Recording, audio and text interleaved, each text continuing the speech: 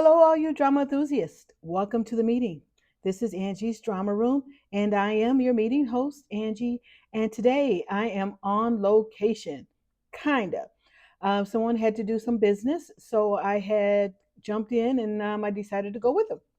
So I am here in Pennsylvania. Yes, Harrisburg, the city capital, I believe. So I'm right here in Pennsylvania, and I will go ahead and just jump in and do a drama review, kind of. Today is going to be our weekly roundup.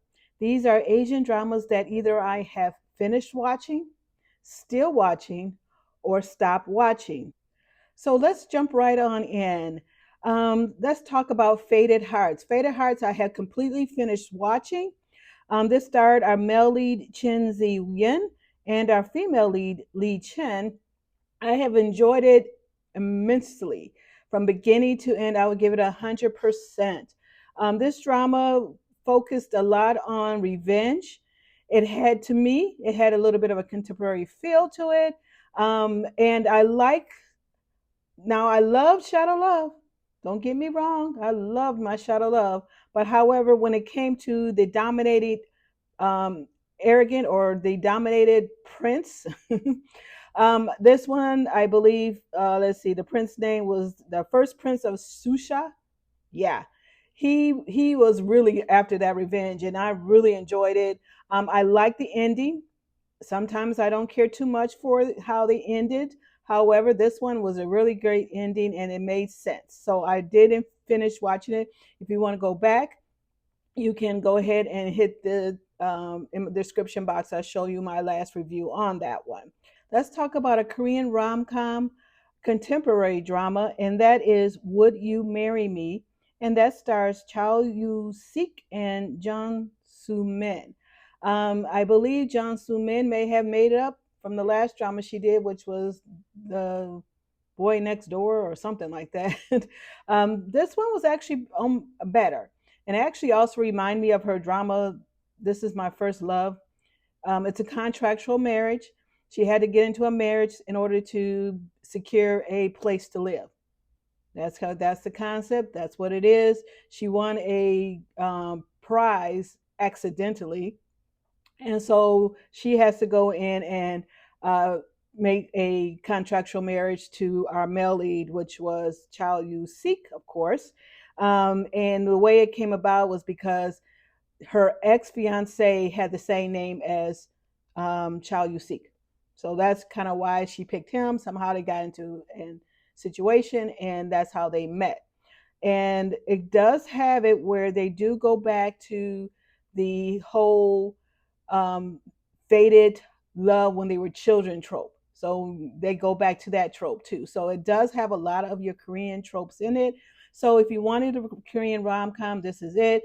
It still doesn't have that little oomph spark to go push it through to me, but however, it's still a good watch, and I am still watching that one. All right, so let's talk about a Japanese rom com drama about chocolate factory. This one's is interesting. It's a Japanese drama, and I wasn't familiar when I first saw it with our female lead, Han Hoo Ju.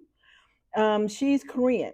So when I was watching it, she does have the facial features and the texture and the that reminds me of a Japanese actress. So I didn't think she was the Korean, but when I looked her up, she did W. Um, so I was like, oh, she is Korean, and I didn't know that she was supposed to be Korean until they mentioned it in the drama. So I was like, wait a minute, what? So she is, and then our male lead is Japanese, of course. It's Shun Oguri. Oguri. So he's Japanese. So the cat it is a Japanese drama. However, she's the only Korean, and basically, when it kept saying abroad, abroad, abroad, I'm thinking to the States or something. But no, she was Korean going to Japan. She's in Japan as a. She was there for a apprenticeship to a connoisseur, chocolate connoisseur. And so I can't think what they call them. And so she stayed, and the person who she worked with passed away. So now she works for the company that bought it. There we go.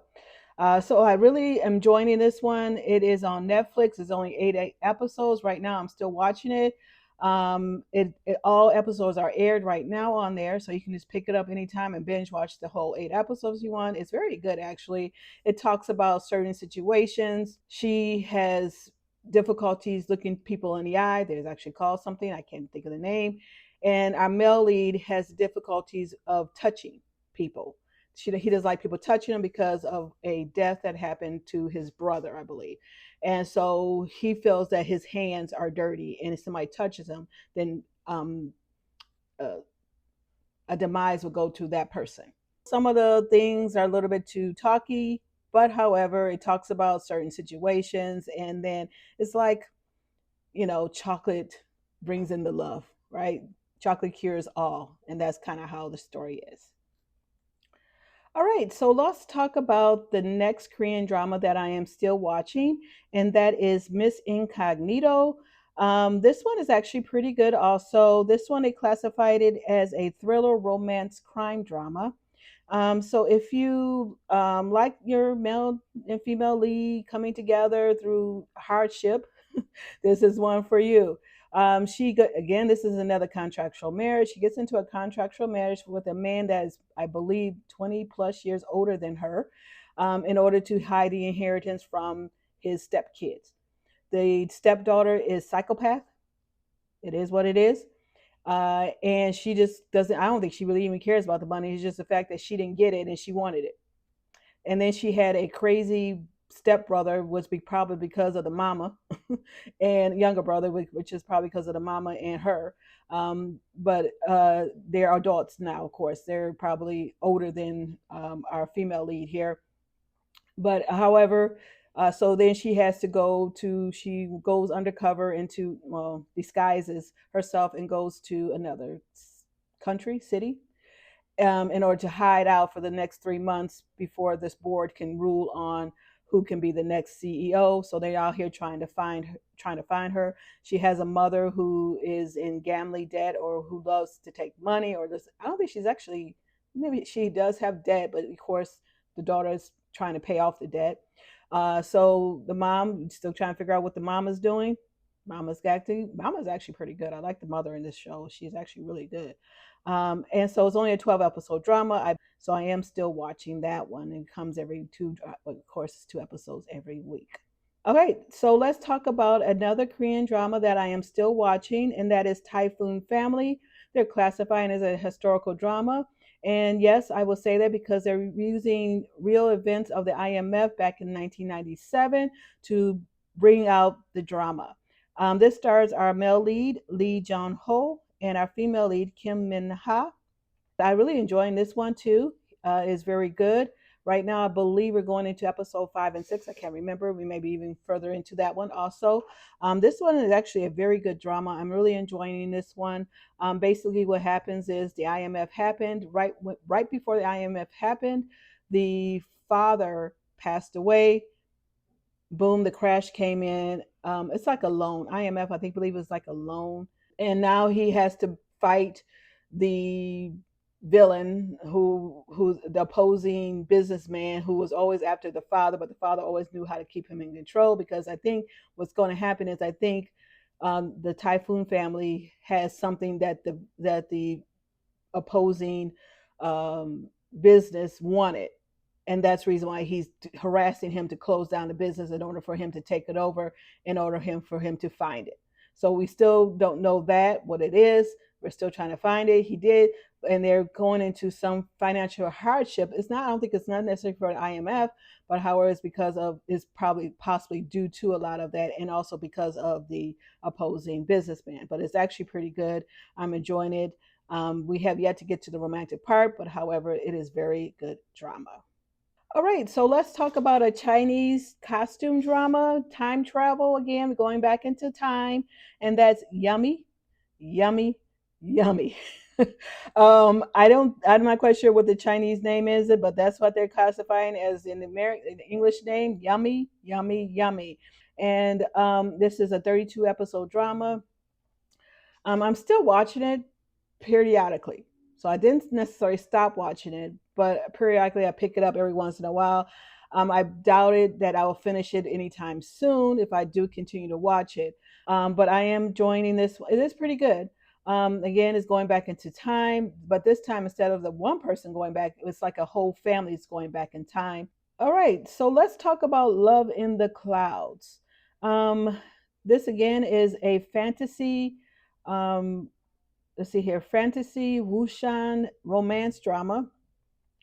And when I first saw the first episode, I saw it reminded me of Hunger Games. Basically, each sector has to fight in order to see who can get food or get subsidies, basically. And so it was our female lead, who is Louis Zhao. She had okay, so it wasn't that fact she disguised herself. However, she used magic in order to manipulate her face as a male, because I guess males are only one who can do this. So for the past 7 years, she's been disguising herself as a male of the family in order to win the Hunger Games. She has won all of them up until, of course, this year, where our male lead Hao Ming Hao came in and won it from her. And because she lost, it doesn't matter. It takes one loss, and they already shunned her and told her to go somewhere. And that's only also because she ended up getting like some type of poison in her arm, and so now she has, and because of that, is was hindering her abilities. And so she has to now go find, of course, our male lead, get the antidote in order to get healed from it. So this is, and then she lost her ability because all they know is her as a male, but of course she is a female. So now she's presenting herself as the female. So now she's out there trying to get it.